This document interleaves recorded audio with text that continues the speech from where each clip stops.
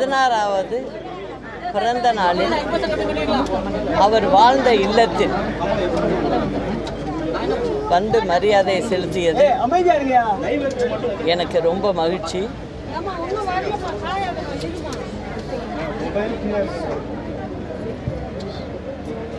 அவர் பயன்படுத்திய பொருட்களை பார்த்தேன், மனதுக்கு ரொம்ப மகிழ்ச்சியாக இருந்தது. அவர் எளிய வாழ்க்கை வாழ்ந்திருக்கிறார். அதுவும் எனக்கு மிகுந்த மரியாதையை கொடுத்தது.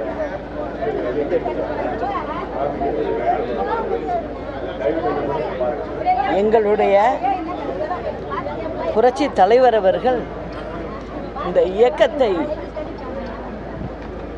ஆரம்பித்த போது அண்ணாவையே அவர் கட்சி கொடியில் வைத்து அவருக்கு பெரிய மரியாதை கொடுத்துள்ளார். புரட்சி தலைவர் அவர்களும் புரட்சி தலைவி அம்மா அவர்களும் அண்ணாவினுடைய கொள்கைப்படி இயக்கத்தையும் ஆட்சியையும் நடத்தியவர்கள். அவர்களுடைய வழியிலேயே நாங்களும் பின்பற்றி அண்ணாவினுடைய ஒவ்வொரு கருத்துக்களையும் மனதில் வைத்து நாங்களும் எல்லா நிகழ்வுகளும் செய்து கொண்டிருக்கிறோம். இந்த நாளில் அண்ணாவின் நாமம் வாழ்க. அண்ணாவை பற்றிய அவர் செய்த செயல்களை சொல்லி நாங்களும் உறுதிமொழி எடுத்துக்கொள்கிறோம்.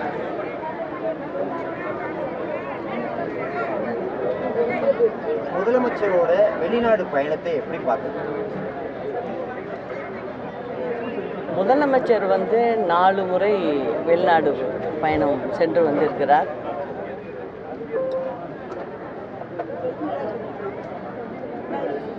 அவர்கள் ஆட்சிக்கு 4 ஆண்டுகள் ஆகிறது. அவர்கள் முதலில் துபாய் சென்று வந்தார். அடுத்தது 2வது முறையாக சிங்கப்பூர், மலேசியா சென்று வந்தார். 3வதாக ஸ்பெயின் நாட்டிற்கும், இப்பொழுது 4வது முறையாக அமெரிக்காவும் சென்று நேற்று வந்திருக்கிறார். இதுவரை அவர்கள் சென்று வந்ததில் நிறைய தொழில் முதலீடுகளை கொண்டு வந்திருக்கிறோம் என்று சொல்கிறார்கள். 24வது ஆண்டு, அதாவது இந்த வருட ஆரம்பத்தில் ஜனவரியில் வெளிநாட்டு நிறுவனங்கள்லாம் இங்கே அவர்களை சந்தித்து 2 நாள் அந்த கூட்டங்கள் நடந்தது. அதில் 631 புரிந்துணர்வு ஒப்பந்தங்கள் செய்து கொண்டதாக தெரிவித்தார்கள். அந்த ஒப்பந்தங்களின் அடிப்படையில் 6,63,180 கோடி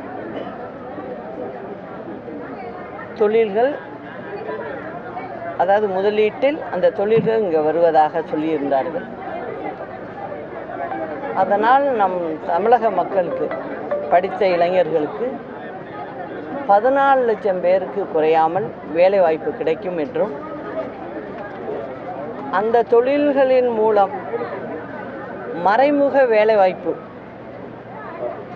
12 லட்சம் பேருக்கு கிடைக்கும்னு சொன்னாங்க. ஸ்பெயின்லேருந்து 3 தொழில் நிறுவனங்களோட அவங்க வந்து புரிந்துணர்வு ஒப்பந்தம் போட்டு 3450 கோடி முதலீடில் வந்ததாக சொன்னாங்க. அதில் ஒரு 11 லட்சம் பேருக்கு வேலை கிடைக்கும்னு சொன்னாங்க. 11,000 பேருக்கு வேலை கிடைக்கும்னாங்க. இப்போது அமெரிக்கா சென்று வந்ததில் ஒரு 17 நிறுவனங்களோட புரிந்துணர்வு ஒப்பந்தங்கள் போட்டிருக்காங்க.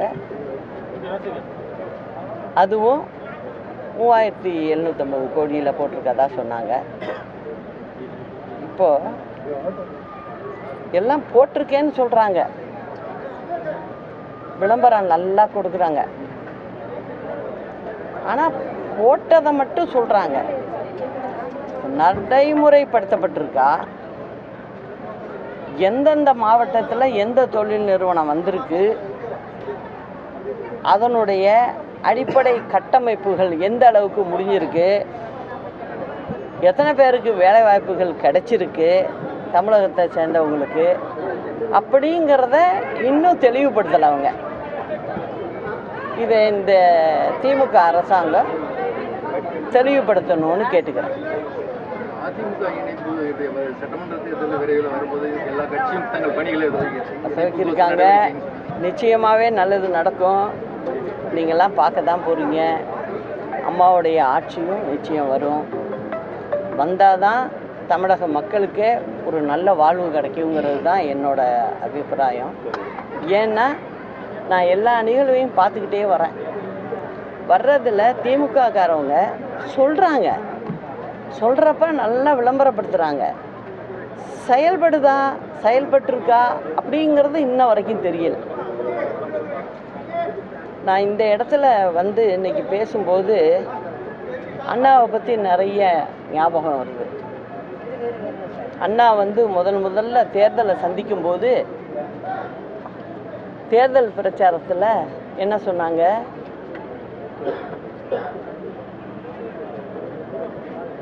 அரிசி வந்து 1 ரூபாய்க்கு 3 படி கொடுக்குறோங்கிறது சொன்னாங்க. ஆனால் அதே இதில் அண்ணா சொல்லும்போது 3 படி லட்சியம் அவர் கொடுக்கணும்னு நினச்சதை சொன்னார். ஆனால் நடைமுறையில் 1 ரூபாய்க்கு 1 படி நிச்சயம் கொடுப்போம்னு சொன்னார். அதை செயல்படுத்தியும் காட்டினார். எதுலேயுமே வெளிப்படைத்தன்மை அவர்கிட்ட இருந்தது. அந்த வெளிப்படைத்தன்மை இருந்த 2 தலைவர்கள் அவருடைய மறைவிற்கு பிறகு யாருன்னு பார்த்தீங்கன்னா, ஒன்று புரட்சி தலைவர், 2வது நம்ம அம்மா. ஏன்னா அவங்க எதையுமே வெளிப்படையாக சொல்லிடுவாங்க. அதில் தான் நான் திரும்ப சொல்கிறேன், அண்ணா வழியில் தான் எங்கள் 2 தலைவர்களும் பயணித்தாங்க. நாங்களும் அந்த வழியில் தான் பயணிப்போம். அதுதான் மக்களுக்கு நல்லதை செய்யும். அது மட்டும் இல்லை, புரட்சி தலைவர் அவர்கள் வந்து 1980ஆம் ஆண்டில் இந்த அண்ணா வாழ்ந்த வீட்டை அரசுடைமையாக்கி அப்போது இருந்த குடியரசுத் தலைவர் நீலம் சஞ்சீவ ரெட்டி இருந்தாங்க. அவர்களை இங்கே அழைச்சிட்டு வந்து தான் இந்த திறப்பு விழாவே நடத்தினார். எனக்கு தெரிஞ்சு ஒரு முதலமைச்சராக இருந்தவங்க அவங்களுடைய இல்லத்தை அரசுடைமை ஆக்கி அதை திறக்கிறதுக்கு வந்து ஜனாதிபதி வந்ததுங்கிறது முதல் முறை அதுதான் நடந்திருக்கு. அதே போல் பார்த்திங்கன்னா, அம்மா மேலே பிரியம் உள்ளவங்கிறத சொல்கிறதுக்காக சொல்கிறேன். அடுத்தது அம்மா என்ன பண்ணாங்க, இதே வீட்டுக்கு வந்து 95ல் அண்ணாவின் மனைவி ராணி அம்மையாரை பார்த்து அவருடைய படைப்புகள், அவருடைய எழுத்து புத்தகங்கள் இதெல்லாம் வந்து அரசுடைமை ஆக்கினாங்க. அதுக்கு 75 லட்சம் ரூபாய் கொடுத்து அதை அரசுடைமை ஆக்கினாங்க. இது அண்ணாவுக்காக செஞ்சது. இந்த 2 விஷயமுமே பார்த்தீங்கன்னா, ஒன்று புரட்சி தலைவர் செஞ்சுருக்காரு, 2வது அம்மா செஞ்சுருக்காரு. இதுதான். சென்னையில் மெட்ரோ ரயில் திட்ட பணிகளில் சுணக்கம் ஏற்பட்டிருக்கு. சரியா பணிகள் நடைபெறாது. சரி, இப்போ சென்னை மெட்ரோ அப்படின்னு எடுத்துக்கிட்டிங்கனாக்க, முதல் கட்ட பணி 2014 அப்போ அம்மா இருக்காங்க முதலமைச்சராக. அப்போ தொடங்கப்பட்டு செஞ்சது. 5 ஆண்டுகளில் அந்த மெட்ரோ ரயில் ஓட ஆரம்பிச்சிட்டு மக்கள்லாம் அதில் பயணிக்க ஆரம்பிச்சிட்டாங்க. அது நல்லபடியாக நடந்தது. இது அது முதல் திட்டம். அதுலேயே விரிவாக்கம் 2வது திட்டங்கிறது 2018 அதை ஆரம்பிச்சிருக்காங்க. முதல்ல ஆரம்பித்தது, அம்மா இருந்தப்போ ஆரம்பித்தது, மத்திய அரசும் தமிழக அரசும் பங்கில் செஞ்சது. 2 பேரும் சேர்ந்து செஞ்சது. அப்போ கிட்டத்தட்ட 54 கிலோமீட்டர் செஞ்சாங்க. அதுக்கு 14,000 கோடி திட்ட மதிப்பு. அதை அந்த திட்ட மதிப்புலேயே அதை செஞ்சு நல்லபடியாக முடித்தாங்க. ஆனால் இப்போ வந்திருக்கிறது பார்த்தீங்கன்னா 119 கிலோமீட்டர் தூரம். இந்த 2வது திட்டம், மெட்ரோ ரயில் திட்டம் கிட்டத்தட்ட அதனுடைய செயல்பாட்டுக்கு கொண்டு வர்றதுக்கு உண்டான மதிப்பு 63,000 கோடி. இதை தமிழக அரசே தனியாக ஸ்டேட்டு அப்படின்னா தமிழக அரசு செய்யும்னு சொல்லியிருக்காங்க. அதுக்கு 63,000 கோடி நிதி தேவை. அந்த நிதி செய்ய முடியலை, தயார் பண்ண முடியலை. இப்போது அதுக்கப்புறம் ஆட்சி மாற்றம் ஏற்பட்டிருக்கு. திமுக அரசாங்கம் வந்திருக்கு. இவங்க வந்த பிறகு என்ன செஞ்சுருக்கணும், இதை நம்மளால் செய்ய முடியுமா முடியாதா அப்படிங்கிறத பார்க்கணும். முடியாது அப்படின்னு சொன்னால் என்ன பண்ணணும், மத்திய அரசுக்கிட்ட போய் நீங்கள் முதல் திட்டப்பணிக்கு சேர்ந்து செஞ்சீங்க, அதே மாதிரி இப்பயும் செய்யுங்க அப்படின்னு கேட்டிருக்கணும். இவங்க கேட்கல இன்னும். அது எப்படி எனக்கு தெரியுது அப்படின்னா, 2 நாளைக்கு முன்ன மத்திய நிதி அமைச்சர் திருமதி நிர்மலா சீதாராமன் அவர்களுடைய பேட்டியில் பார்த்தேன். அவங்க தெளிவாக சொல்கிறாங்க, இது நீங்கள் மட்டுமே செய்யக்கூடிய திட்டமாக இருக்குது, இதில் எப்படி நாங்கள் என்ன செய்ய முடியும்னு கேட்குறாங்க. நான் என்ன சொல்கிறேன், நம்ம தமிழ்நாடு அரசாங்கத்துக்கு இது உங்களால் தனிப்பட்ட முறையில் செய்ய முடியாது. நம்மளுக்கு இப்போ இருக்கிற நிதி சூழ்நிலை, நமக்கு உள்ள கஷ்டம், இதை எடுத்து சொல்லி நீங்கள் இப்போ 40 MP வெற்றி பெற்று அங்கே உட்காந்துருக்கீங்க. இதை விட வேறு என்ன வேலை இருக்குது உங்களுக்கு? நீங்கள் போய் சம்பந்தப்பட்ட அமைச்சர்களை சந்தித்து, இது எங்களால் தனியாக செய்ய முடியாது, இதில் நீங்களும் சேர்ந்து செய்யணும் அப்படின்னு சொல்லி அதை செய்யறதுக்கு உண்டான வேலையை செய்யணும். அதை விட்டுட்டு நீங்கள் என்ன சொல்கிறீங்க, சும்மா ரோட்டில் போகிறவங்க சண்டை போடுற மாதிரி, சண்டை போட்டதுனால எந்த வேலையும் நடக்காது. நீங்கள் அதை முறைப்படி போய் கேட்டு செஞ்சீங்கன்னா அதுக்கு ஒரு தீர்வு கிடைக்கும். அந்த தீர்வு கிடைச்சாதான் இந்த திட்டம் செயல்பாட்டுக்கு வரும், சீக்கிரம் செஞ்சு முடிப்பாங்க. நான் எதுக்காக இதுக்கு சொல்கிறேன் அப்படின்னா, மொத்தத்தில் நம்ம எல்லாருமே வாக்கு கேட்டு போய் மக்களை பார்த்து சந்தித்து அவங்க வாக்களித்து ஆட்சிக்கு வரோம். அந்த மக்களை நீங்கள் நினைக்கணும். தினம் தினம் பார்த்தீங்கன்னா சென்னையில் பார்த்தீங்கன்னா எங்கே பார்த்தாலும் குழியை தோண்டி போட்டு வச்சுருக்கீங்க. கேட்டால் மெட்ரோ ரயில் திட்டம் அப்படின்னு சொல்கிறீங்க. இது என்னைக்கு நீங்கள் செஞ்சு என்னைக்கு அந்த குழியெல்லாம் மூடி சாதாரண மக்கள் டூ வீலர் ஓட்டுறவங்கலேருந்து ஆட்டோ ஓட்டுறவங்கலேருந்து காரில் போகிறவங்கலேருந்து பல இடம் சுற்றி போக வேண்டியதாக இருக்குது. அடுத்த தெருவுக்கு போகணுன்னா கூட சென்னையில் 4-5 வீதி சுற்றிக்கிட்டு போக வேண்டியதாக இருக்குது. இது தேவையா? மக்களுக்கான ஆட்சியாக இருக்கணும். அது எப்போதுமே அம்மாவோட ஆட்சி மக்களுக்கான ஆட்சியாக இருக்கும். நீங்களும் அதை செய்யணுங்கிறத நான் கேட்டுக்கிறேன். திருமாவளவன் மது ஒழிப்பு மாநாடுல உங்களுக்கு அழைப்பு விடுத்திருக்காங்களா? அழைப்பு விடுத்தா பங்கேற்க வாய்ப்பு இருக்கு? திருமாவளவனை பொறுத்து எங்களுக்கு நண்பர் தான், சகோதரர் தான். அதனால் அவங்க வேற ஒரு இயக்கத்தில் இருக்காங்க அப்படிங்கிறதுக்காக நாங்கள் என்றைக்கும் ஒதுக்குனதில்லை அவர். அதுதான். அழைப்பு இருந்தால் பங்கேற்க வாய்ப்பு. நிச்சயமா. அப்புறம் இந்த அரசாங்கம் செய்கிற தவறு, அதை நான் சொல்லியே ஆகணும். மக்களை நினச்சி செயல்படுங்க. மக்களுக்கு கஷ்டத்தை கொடுக்காதீங்க மேலும் மேலும். அவங்க யாருக்கிட்ட போய் முறையிடுவாங்க? அரசாங்கத்தை நடத்துகிறவங்க நீங்கள் செய்ய வேண்டியதை ஒழுங்காக செஞ்சீங்கன்னா தான் மக்கள் நிம்மதியாக ரோட்டில் நடமாட முடியும். இப்போ நீங்கள் என்ன செஞ்சுக்கிட்டு இருக்கீங்க?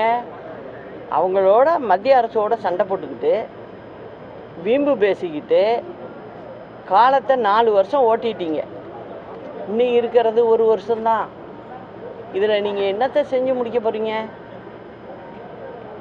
நான் இப்போ சொல்கிறது யாருக்கும் புரியாமல் இருக்கலாம், இல்லை புரிஞ்சும் புரியாத மாதிரியும் இருக்கலாம். நிச்சயமாக இதுக்கு நீங்கள் விரைவில் பதிலெலாம் சொல்லி ஆகணும். ரொம்ப நாள் மக்களை ஏமாற்ற முடியாது அப்படிங்கிறத சொல்லிக்கிறேன்.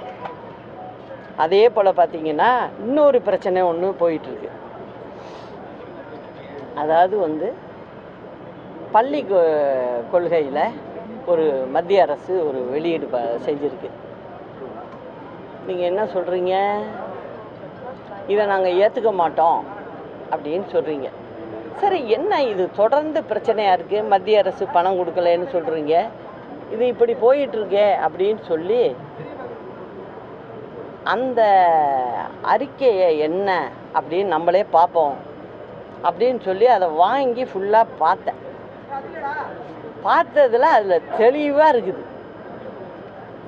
மொத்தம் அந்த அறிக்கை 65 பக்கம் இருக்குது.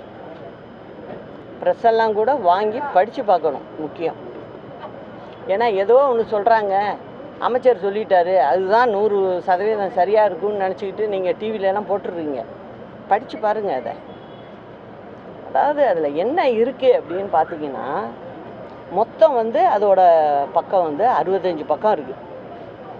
அதில் 4வது அத்தியாயம், 4வது அத்தியாயத்தில் 11வது பத்தியிலேருந்து ஆரம்பித்து அதே 4வது பத்தியில் 23வது 4வது அத்தியாயத்தில் 23வது பத்தி வரைக்கும் அந்த மொழி கொள்கையை பற்றி வந்திருக்கு. அதில் என்ன சொல்லியிருக்கு அப்படின்னா, அதாவது மும்மொழி கொள்கையை பற்றி சொல்லியிருக்கு. அண்ணாவே இந்த இடத்துல இருந்தால் நான் பேசுகிறேன். அண்ணா மும்மொழி கொள்கையை என்றைக்குமே ஏற்றுக்கிட்டது இல்லை. ஆனால் அவர் ஒன்று சொல்லுவார் எப்போதும், எங்ககிட்ட அறிவார்ந்த செயலை சொன்னீங்கன்னா ஏற்றுக்குவோம், அறிவுறுத்தி இதை தான் செய்ய நீன்னு சொன்னால் நாங்கள் ஏற்றுக்க மாட்டோம்னு தான் சொன்னார் அண்ணா. அதான் அவர் சொன்னது. அதனால் நான் என்ன சொல்கிறேன், முதல்ல அதை படிங்க. அதிகாரிகளாகட்டும் அமைச்சர்களாகட்டும் முதல்ல அதில் ஒவ்வொரு வரியாக படித்து பாருங்கள். படித்து பார்த்தீங்கன்னா இந்த நான் சொன்ன இந்த பத்தியில் என்ன வருதுன்னா, அதாவது இந்தியாவில் உள்ள ஒரு மொழி எல்லாரும் ஆங்கிலம் பேசுவோம், அது ஒன்று ஆயிடுது. மீதி 2 இருக்கு இல்லையா, அதை என்ன சொல்கிறாங்க, அதில் தெளிவாக சொல்லியிருக்காங்க. 2 மொழி இந்தியாவில் உள்ள மொழிகளை கற்றுக்குங்கிறாங்க. அப்போது இந்தியாவில் உள்ள மொழிகளில் கற்றுக்கன்னு தான் அதில் வந்திருக்கு. அது எந்த மொழியாக கூட இருக்கலாம். ஒவ்வொரு மாநிலமும் அவங்கவுங்களுக்குன்னு தாய்மொழி ஒன்று இருக்கும். அதை நிச்சயம் நம்ம பள்ளிக்கூடத்தில் படிப்போம். அது போக இன்னும் ஒரு மொழி சேர்த்து படிங்கங்கிறாங்க. அது நம்மளுக்கு இஷ்டப்பட்டதை நம்ம படிச்சுக்கலாம். உங்களுக்கு மலையாளம் பிடிக்குதா படிங்க, கன்னடம் பிடிக்குதா படிங்க, தெலுங்கு பிடிக்குதா படிங்க. சரி, நம்ம பக்கம் உள்ள மொழின்னு எடுத்துக்கிட்டிங்கன்னா இதுக்கு ஒரு முடிவு தெரியணும். இதனால் யார் பாதிக்கப்படுறா? இளம் வயசில் உள்ள சின்ன பிள்ளைங்க, படிக்கிற பிள்ளைங்க பாதிப்புக்கு உள்ளாகுது.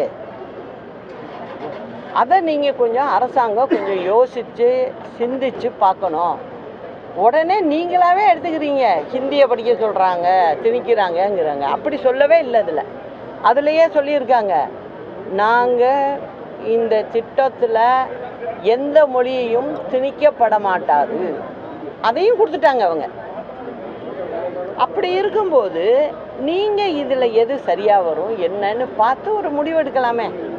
இப்போ அதுக்காக அவங்க அந்த இதுக்காக திட்டத்துக்காக கிட்டத்தட்ட பார்த்திங்கன்னா 23-24வது வருடத்துக்கு மத்திய அரசு பங்காக எவ்வளோ கொடுத்துருக்காங்கன்னா 2150 கோடி கொடுக்குறாங்க.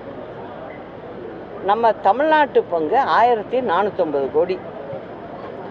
இதில் 4 பிரிவாக பிரித்து கொடுக்குறாங்க. 3 மாதத்துக்கு ஒரு முறை அந்த பணம் வரும். அதில் 23-24வது ஆண்டுக்குள்ள கடைசி 3 மாதத்துக்கு கொடுக்கல.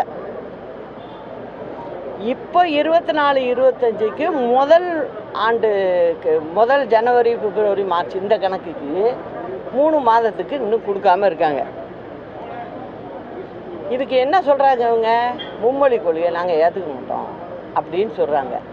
நீங்கள் இதை நல்லா படித்து பார்த்து இதில் எதை சேர்க்கணும் என்னங்கிறத பார்த்து ஒரு முடிவெடுத்தா இது படிக்கிற பிள்ளைகளுக்கு நல்லாயிருக்கும். மத்திய அரசு மும்மொழி கொள்கை கரெக்டு தான் அப்படின்னு நான் மும்மொழி கொள்கையை கரெக்டுங்கிறதுக்கு நான் போகலைங்க.